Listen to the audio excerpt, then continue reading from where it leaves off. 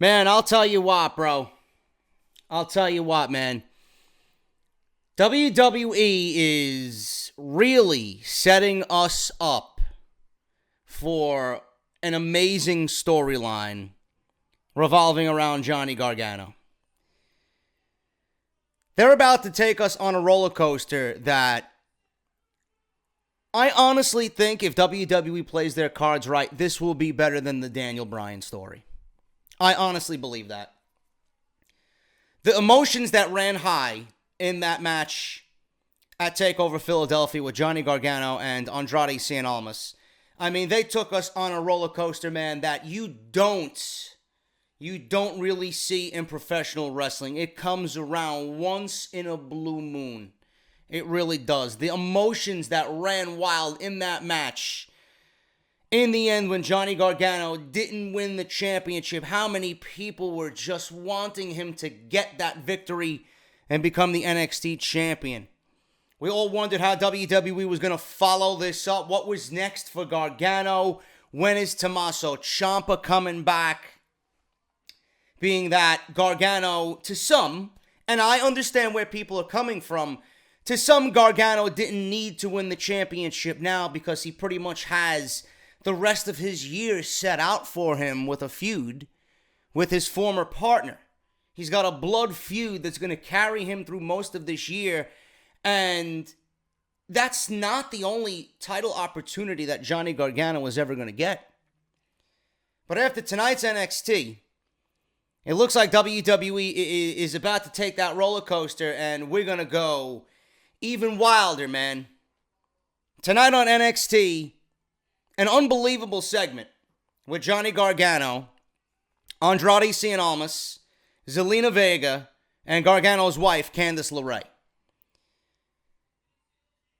They're doing the loser leaves town. Gargano was so close. Zelina Vega is pretty much saying, listen, we beat you 3 times. I am sick of seeing your face around here. What do I have to do to get rid of you? Gargano, all he wanted was one more shot at the championship. Zelina Vega said, you want another shot at this championship? You want another shot at Andrade? Then we'll put the title on the line, but you have to put your NXT career on the line. If you lose, you are gone from NXT. They're really setting us all up for heartbreak. So, the segment tonight was unbelievable. Unbelievable. And due to some bad apples, I know the spoilers, unfortunately, and it's already got my mind working overtime. But I'm absolutely loving everything about this storyline right now. Yes, I was one of the few people that pretty much proclaimed that Johnny Gargano needed to win, and it's tough to go against that. You guys know how we all felt after that match in Philadelphia. You know, neither one of us were right. The people that were wanting him to win or the people that wanted Andrade to win, nobody was wrong in that situation. It's very tough to watch that match and watch everything else that came before it. It's very difficult to watch that match and not want Johnny Gargano to win the title in that moment, in that arena, in front of those people. It's very difficult. Very difficult.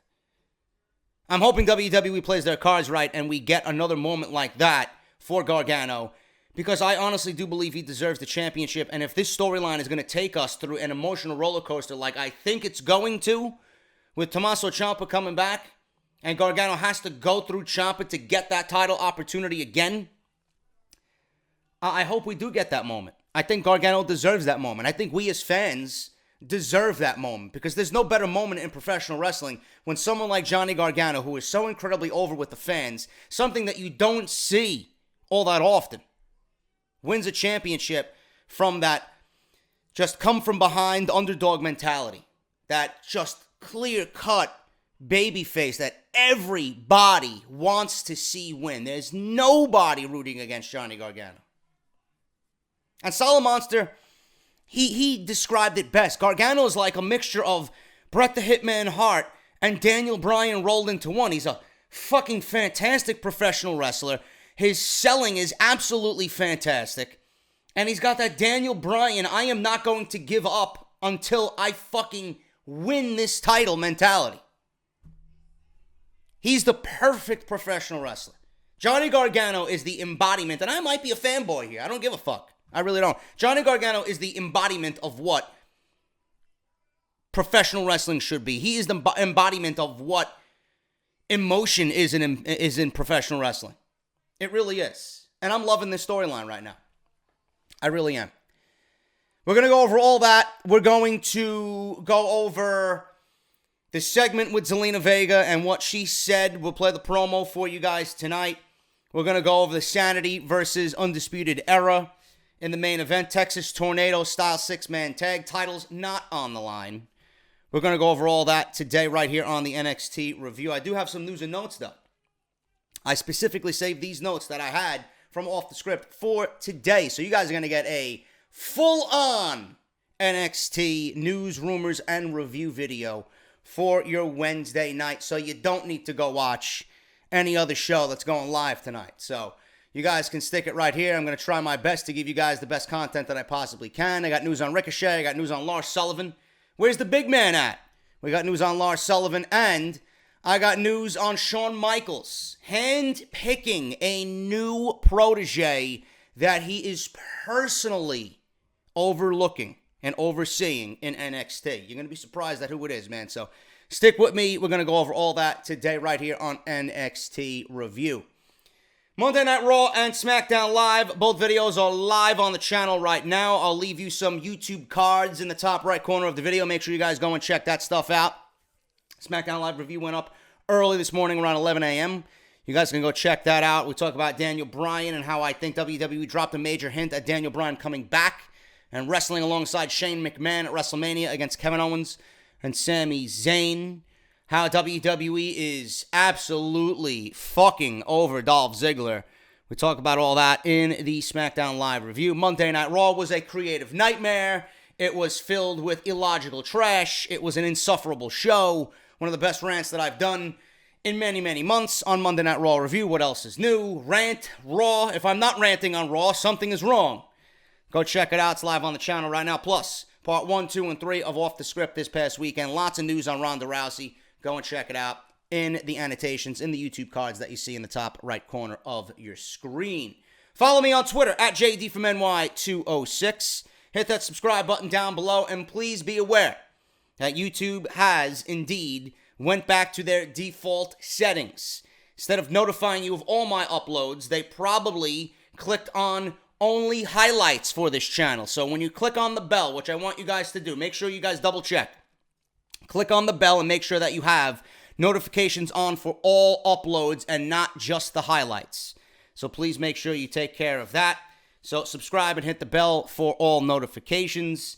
If you guys want the best shave of your life, Harry's is still sponsoring this podcast going into February, man. So make sure you guys check that out. They're going to give you a free shave set just for listening to the channel, just for listening to the podcast tonight. Harrys.com/script. It includes a razor handle, a razor blade protective case, and Harry's signature shave gel, which is going to feel fantastic on your face, man. And when you're done with it, you're going to think back to JD. Motherfucker was right, man. This is the best shave of my life. I ain't using those other guys. I'm a Harry's guy now. Harrys.com/script.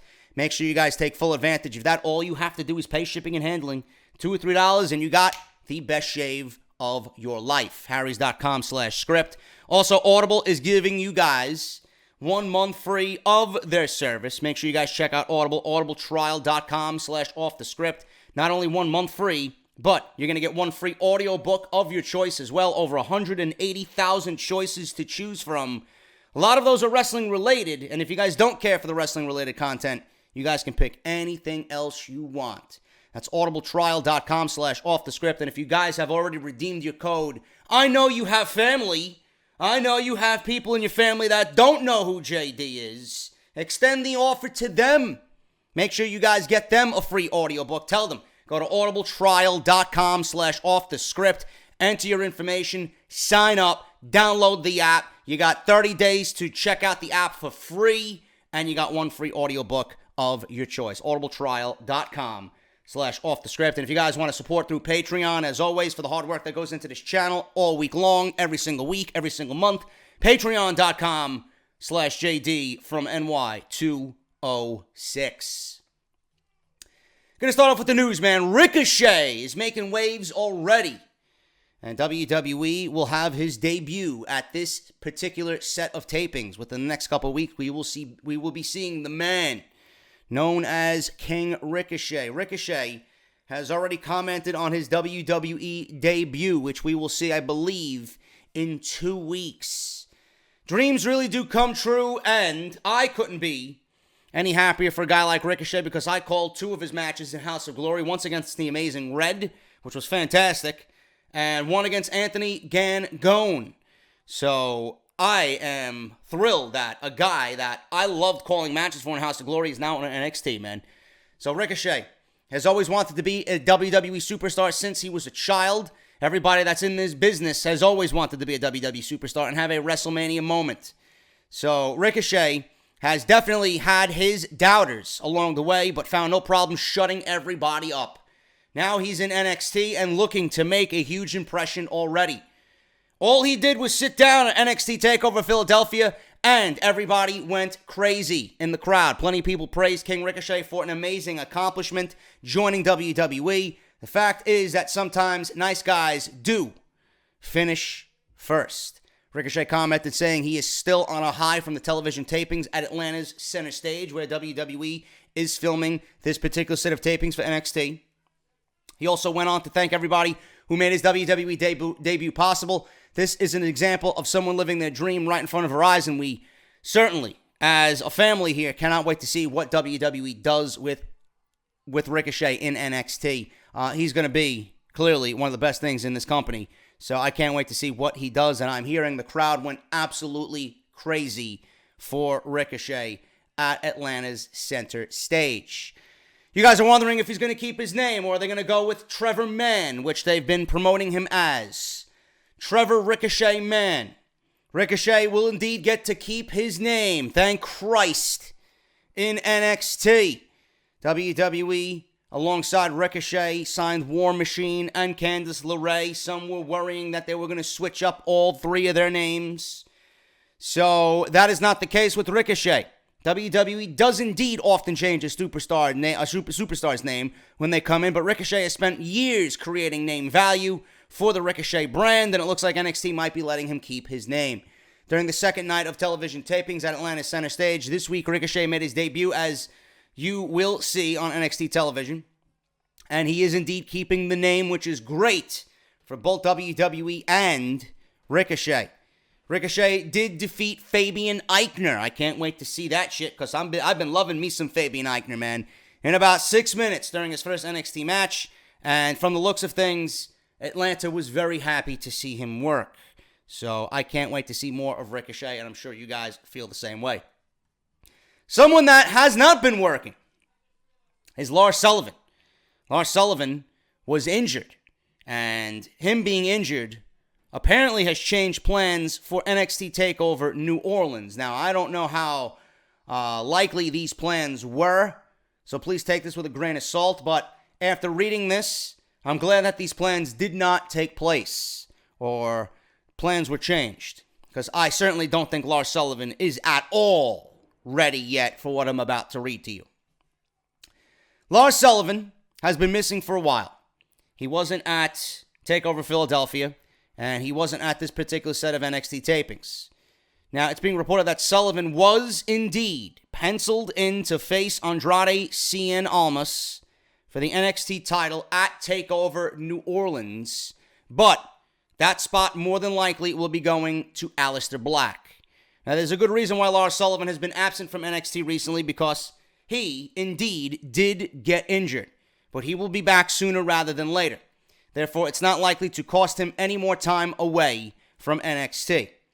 Now, Lars Sullivan has a knee injury and also has a minor health issue, says Dave Meltzer of the Wrestling Observer on Wrestling Observer Radio.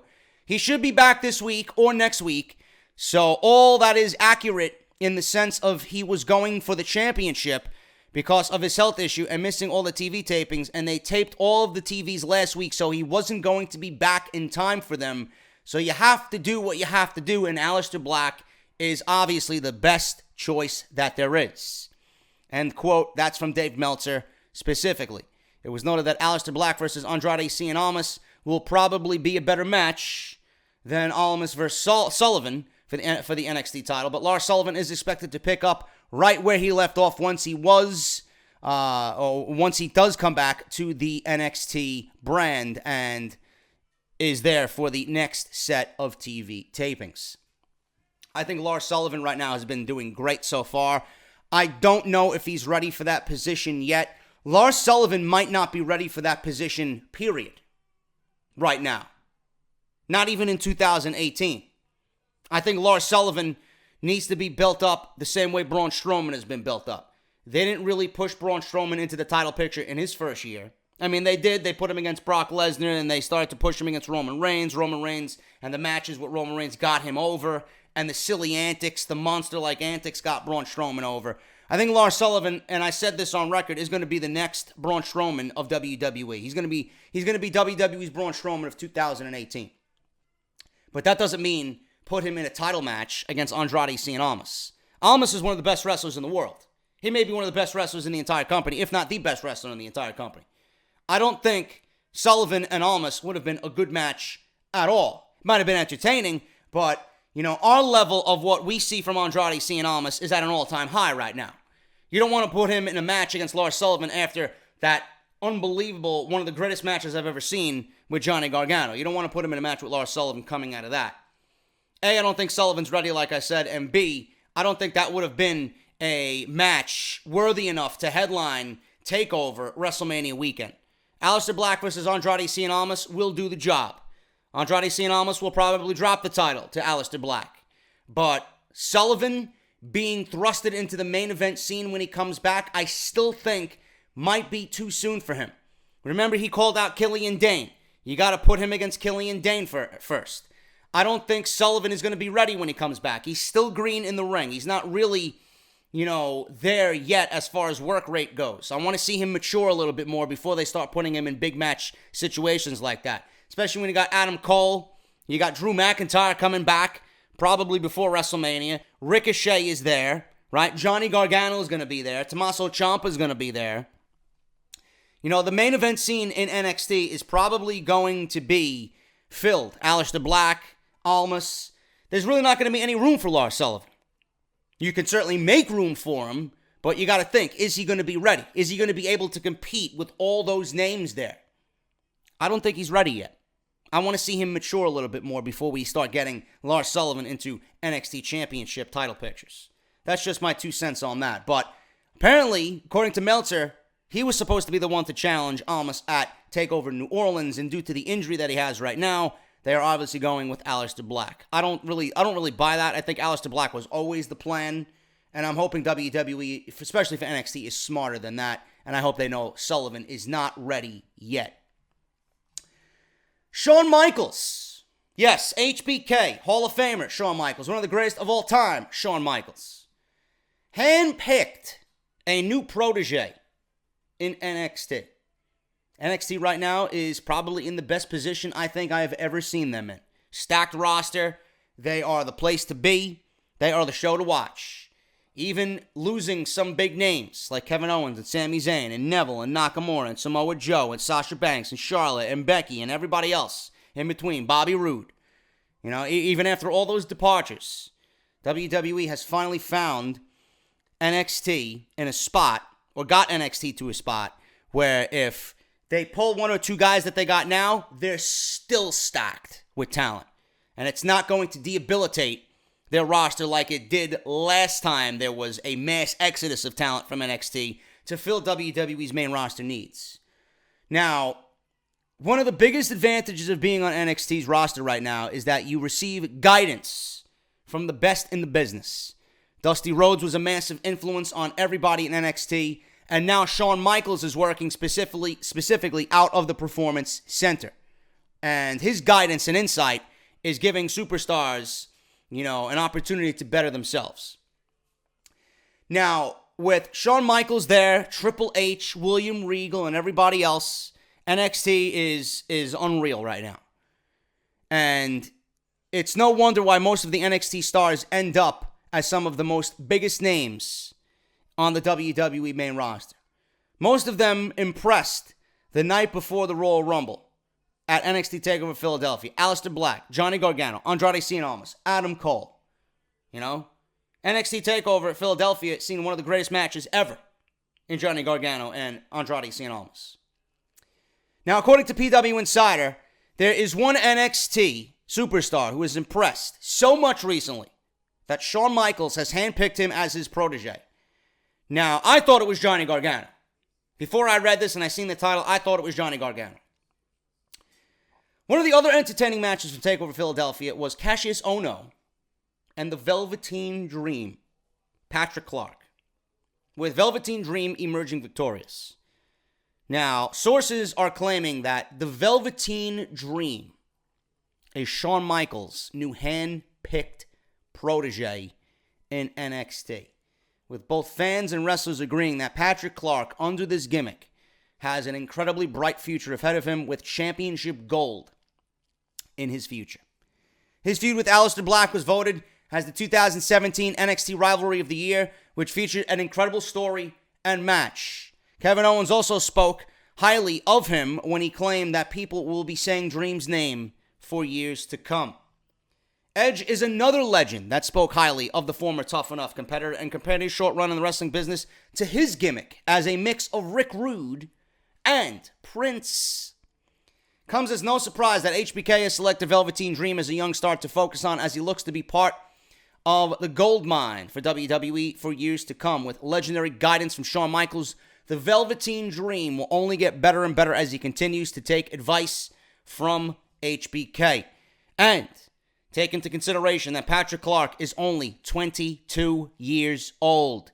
Michaels could be someone who makes Velveteen Dream a future superstar that ensures that he will be the man that NXT will be building around in the future to come, man. That's amazing.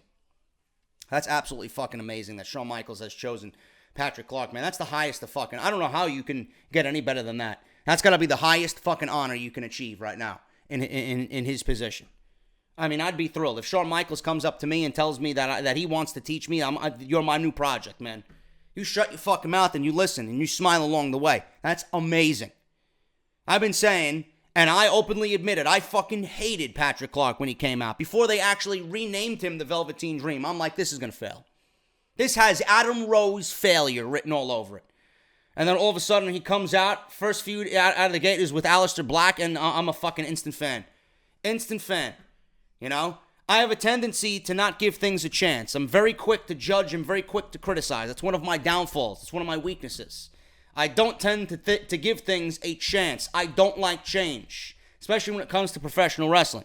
But when I seen Patrick Clark just embody this character, and I seen him just live the character, the motion, the facial expressions, the body language, how great he actually is in the ring for a young guy at 22 years old. You look at him, you don't see a 22-year-old. You look at somebody who's been in the business for maybe 4, 5, 6 years. He is only going to get better. And I see championship gold in the Velveteen Dream's future, for sure. Am I worried about when he does get to that level and they're ready to call him up to the main roster? Absolutely, I'm fucking worried. You're going to see this guy dancing along the New Day. Or you're going to see this guy in Titus Catering. In Titus Worldwide. We don't want that. We don't want that at all.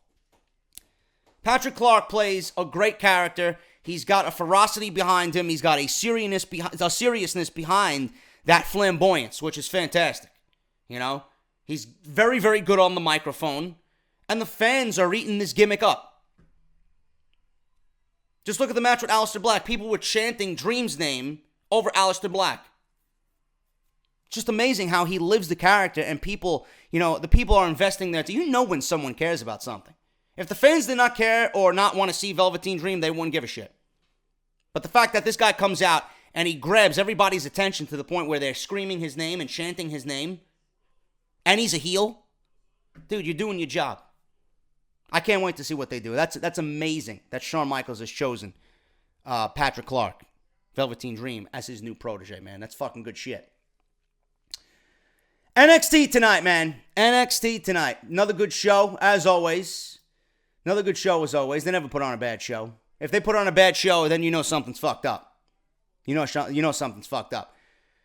Show starts off with what I thought was going to be a tag team championship match. We were going to get Sanity versus the Undisputed Era. It was supposed to be Fish and O'Reilly versus two members of Sanity.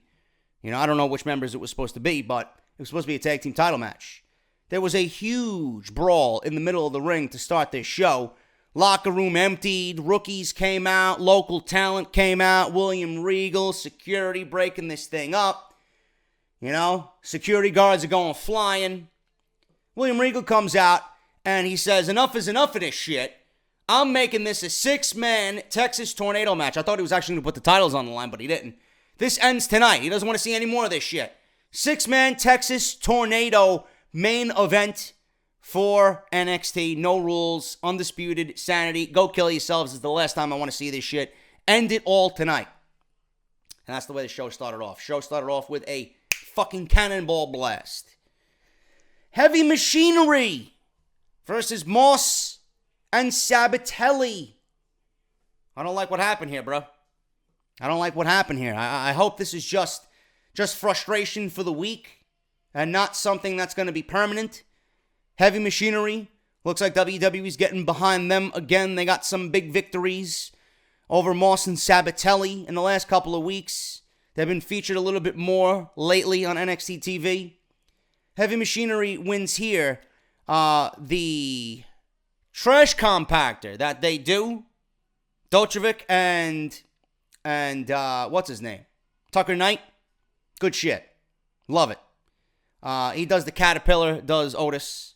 The Caterpillar, you know, like the fucking truck, right?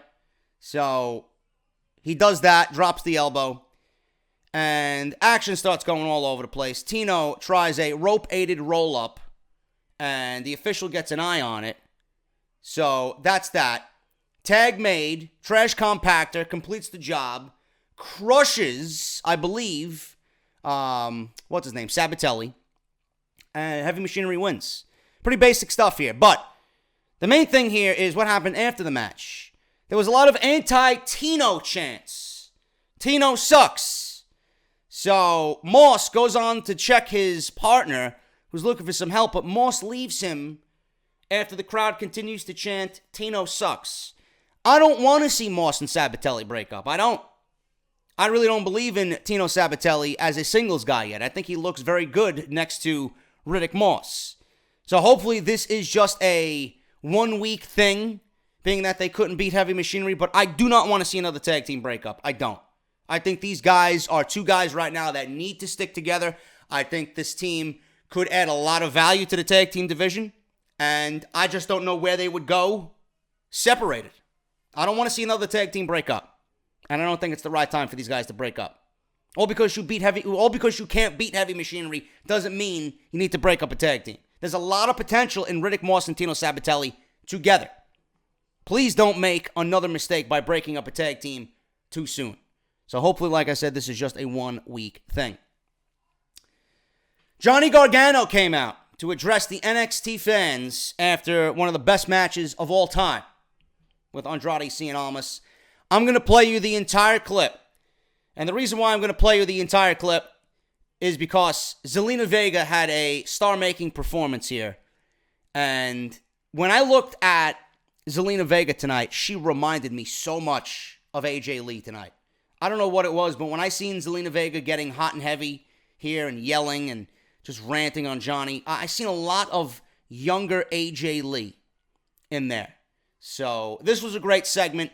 Johnny Gargano, Andrade Cien Almas, Candice LeRae, Zelina Vega, and the stipulation that would be made. Loser leaves NXT.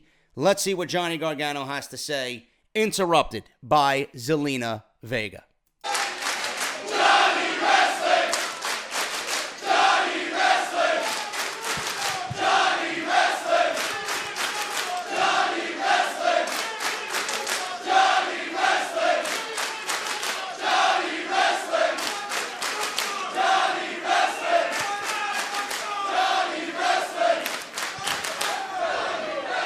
It's been a hell of a month.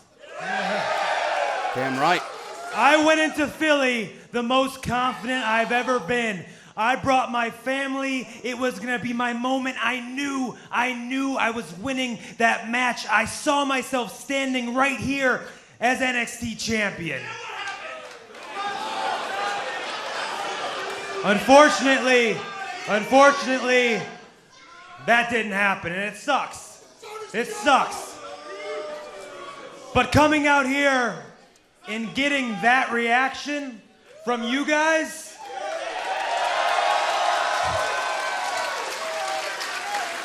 it is very, very obviously.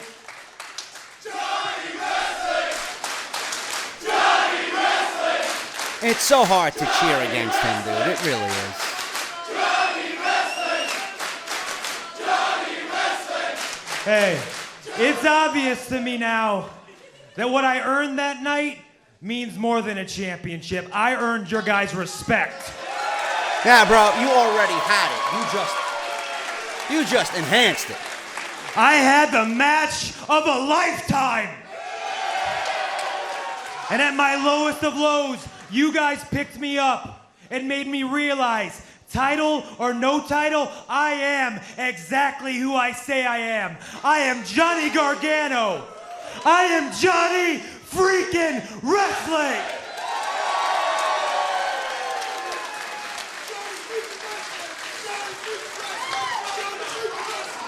Takeover Philadelphia will be a night that I will never forget. But you know what else I'll never forget?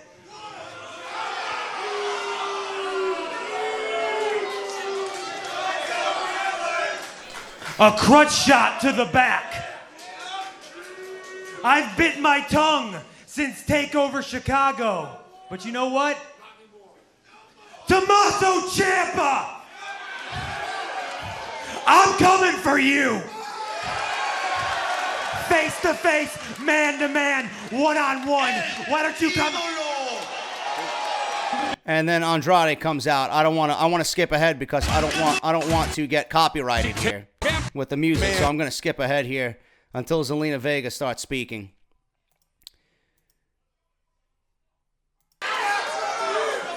You earn their respect? Who cares? You didn't earn anything. Okay, you shouldn't even be out here. Okay, he should be out here with a parade and confetti instead of listening to you complain about how you lost. And that New York spice to her, bro. And she looked good tonight. You didn't prove anything other than the fact that you're a loser. Ciampa had nothing to do with you losing. Because the NXT champion, Andrade Cien Almas, has beaten you again and again and again. You're not Johnny Wrestling. You're Johnny Loser.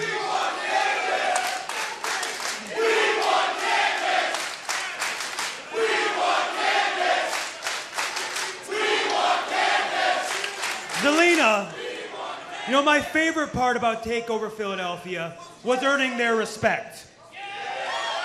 My second favorite part is when my wife hopped the guardrail and beat the hell out of you.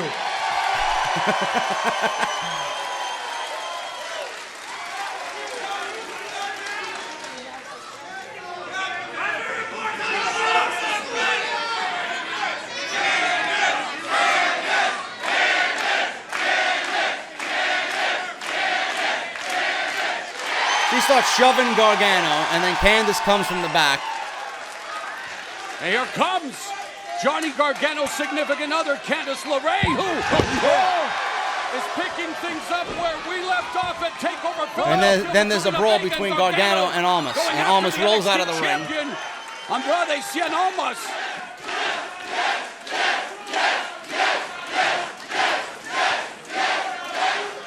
The playing field now even when it comes to this rivalry in terms of numbers.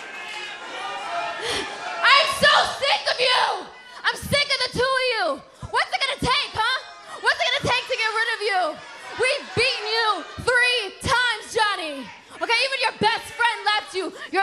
first. What is it gonna take Hey, to you get want rid me of you? going? You want me going? Give me another shot at that. Really? Yeah. Is that what you Give me want? another shot. Yeah. So let me just make this clear. We give you a championship match. But if you lose, you leave NXT for good. Yeah. You know what? I'll take that Almost back. was like, if I can't win the NXT championship, I'll leave NXT. What the? What? Wow. You guys, Now, things got interesting. Just by that alone, things got interesting, man. How do they go about this, and how does WWE book this going on into New Orleans? I don't know, man. I really don't know. If Gargano loses to Almas for a fourth time, he is done from NXT. He's gone. No more Johnny wrestling. No more dreams of him winning the NXT championship. If he loses, then we get no match with Ciampa.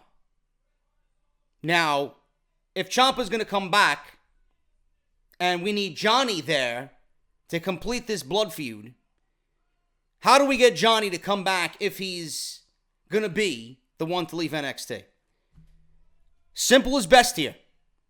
If Ciampa is healthy enough, and when he is healthy enough, you take that psycho killer, you take that black heart, psycho killer mentality, and Tommaso Ciampa, he realizes that all he wants is Gargano. He doesn't give a shit about anybody else. He doesn't want the world title. He doesn't give a fuck about NXT management. He just wants Johnny Gargano. I would have Tommaso Ciampa not even wrestle a match upon his return. I'd have him beat up everybody. I'd have him overtake every show. I'd have him injure everybody he possibly can with that Fujiwara armbar or Project Ciampa, whatever the fuck you want him to utilize on this mass rampage on NXT. I'd even have him just take out Percy Watson on commentary. Have it extend to William Regal. Take out William Regal. Take out management. Have him fucking put Shawn Michaels in a Fujiwara armbar. Whatever. All because he's going to behave like that unless William Regal brings back Johnny Gargano. If Johnny Gargano is going to lose to Andrade Cien Almas, the only one that's going to bring him back is Tommaso Ciampa. Simple as that. Because there's no other way to bring him back. If he's gone and he loses, he's gone. You know? So we'll see what happens with that, man. This got very, very interesting this week. And I hope that WWE is still on that road to giving Gargano that one crowning moment, because after all of this, if that's not the conclusion, if that's not the end result, I'm going to be very disappointed. I really am. And that whole segment was great, man. Zelina Vega, good shit. And you can see why now. You can hear why. You can hear why she saved Andrade Cien Almas' career. They are main event. She made him main event level talent. He had everything in that ring. But he needed her to compliment him enough to take him from here all the way to here. And it shows, and you hear it. Shayna Baszler was meeting with media. She says she's the most dangerous woman in NXT, and there's only 3 options when you're in the ring with her. Tap, nap, or snap. Snap, crackle, and pop. I love my Rice Krispies too, Shayna. Talks about the match of the year. Oh, actually, no, I'm sorry. Says Ember merely survived and she's not a real champion. Talks about the match of the year. That would be Pete Dunne. Because he and Pete Dunne... Actually, no, this is Tyler Bate. I'm sorry. I'm a fucking asshole. I'm a goon. Pete Dunne and Tyler Bate won match of the year. Tyler Bate was talking about match of the year because obviously he was one half of the match of the year last year. Roderick Strong versus Pete Dunne is for the UK title next week in the main event. Can't wait to see that. Roderick Strong had a good week this week. He actually beat Hideo Itami on 205 Live. I'll talk about that tomorrow. Specific 205 Live video coming tomorrow. Apparently, Triple H is now running 205 Live 100%. No wonder it's so good now. Interview with Tyler Bate here on NXT. He was asked about his loss to Strong. He obviously is disappointed with his loss, but isn't giving up hope. Talks about his match of the year award. Looks forward to many more feuds in NXT with NXT's best. Bianca Belair beat some scrub Jessix Hill. She looked like a complete buffoon in the ring.